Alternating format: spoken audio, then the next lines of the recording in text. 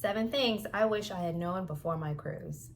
But first, let me preface this by saying this was not my first cruise, just my first time cruising on the Royal Caribbean Cruise Line. Okay, so here are the details for reference. I sailed on the Symphony of the Seas out of Bayonne, New Jersey on a 7-night cruise to Port Canaveral, Nassau, and their private island, Coco Cay. I had an interior balcony room on the 11th floor located in the Central Park neighborhood of the ship. Now, let's get started. Number 1, book your shore excursions as soon as they are available to you because they sell out very fast.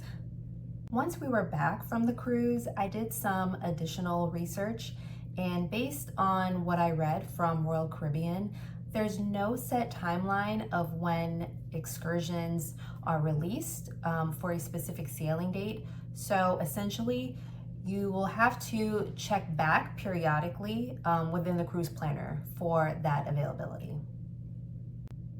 I also read, based on other cruisers' feedback, that once on board for a cruise, additional times or spots can be released for excursions, but we did not experience this. Whatever was listed as sold out remained so. Check out an excursion on becoming a pirate. I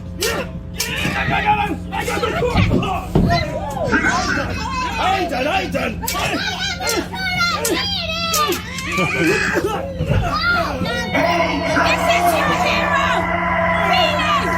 Oh, careful there, lass.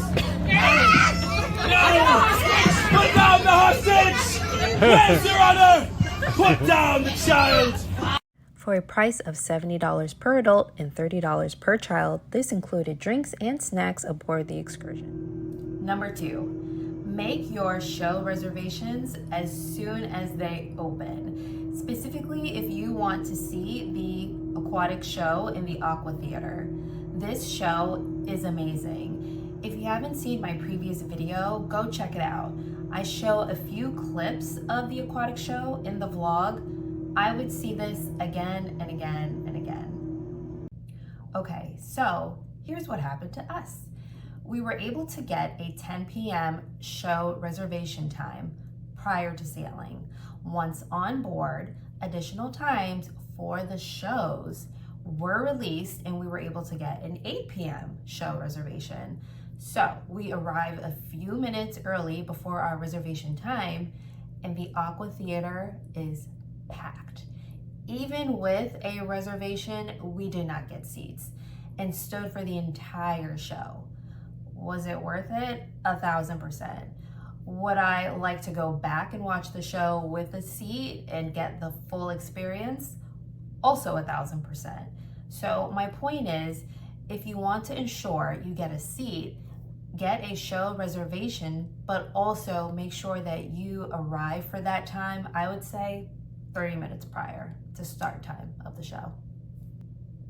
Number 3, when booking your room, I would suggest to review the layout of the ship and be mindful of where you perceive you will spend a majority of your time. Symphony of the Seas is big. Not their biggest, as their newest ship, Utopia, has now started sailings. But still, the amount of walking that you do within the day can be more or less based upon where your room is. So keep this in mind as to where you see yourself spending the most time. Okay, so how this affected us.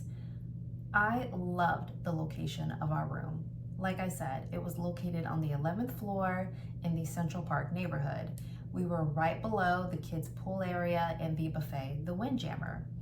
For us, we spent every morning into the early afternoon at the pool. So it was easy to quickly get dressed in the morning, walk up the stairs, and be poolside. Here is another quick look at our room. I just want to point out that, again, like I said, we were located on the 11th floor, so it was so easy for us to go right up to the kids' pool area right there. And side note, the elevator situation is awful. But not surprising, as there are 6,000 people aboard the ship. But just another reason to keep in the back of your mind when booking your cabin and thinking about where you would want to be on board the ship. Number 4, Adventure Ocean, the Kids Club program aboard Royal Caribbean. This was a huge factor into why we booked this cruise. It enabled us to do the family-oriented activities with the kids during the day and then have the evenings to ourselves. Okay, here's some information about the Kids Club. The program runs 3 sessions throughout the day with breaks in between. Basically, they want to make sure you feed your kid. The morning session would run from 9 a.m. to noon, then it would break. Then the second session would run from 2 p.m. to 5 p.m., then it would break. And finally, the evening session would run from 7 p.m. to 10 p.m. Anything after 10 p.m. would incur a $10 fee by the hour until 1 a.m. If you know anything about babysitter prices, $10 an hour is a steal. But my little guys can't stay up that late, so we never indulged. I typically would bring my boys for the afternoon and evening sessions. That worked out for us. The one caveat I would like to note is for you to be aware of the age groups. So 3 to 5-year-olds are within the Aquanaut group. 6 to 8-year-olds are within the Explorers group. And lastly, 9 to 12-year-olds are within the Voyagers group. My 2 boys, unfortunately, were split up due to their ages. My oldest did not mind this at all, but my younger guy did. So if you are interested in utilizing the Kids Club, just keep this in mind. Number 5, make sure you bring enough clothes and maybe a mini hand steamer because there's no laundry room or iron aboard the ship. So, there were 2 formal nights during the time of this cruise, and unfortunately, we had a few wrinkles showing due to not having an iron provided. My husband went to look for a laundry room on board, but there is not one. The ship does provide laundry services on board the cruise, but at a fee. Number 6, the elevators. As stated before, the elevators are awful.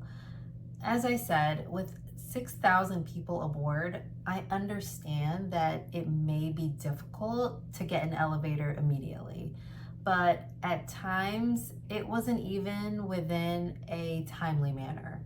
Depending on where we were headed on the ship, if the wait time became too long and the elevators were just passing by our floor, we would simply take the stairs. Number 7, the Royal app. So, the Royal app is provided by Royal Caribbean. It's available to iOS and Android. It provides a daily schedule of activities aboard the ship.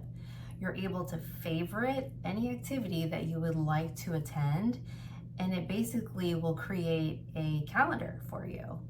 You could book dining and excursions through it, but what I thought was the coolest is that essentially you can use this as like a messaging or chat tool for you and anyone else who is on the ship.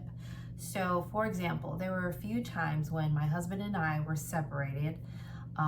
He, either had went back to the room to grab something, or I was with the kids at the pool, whatever. It's helpful because obviously when you're on board, you may not be using your phone. So this enabled us to communicate with each other when we were not directly with each other. So I thought that was very cool. Okay, those are the 7 things I wish I knew before my cruise. I hope I was able to spread a little bit of knowledge and help out anyone who is considering or planning on cruising with Royal Caribbean.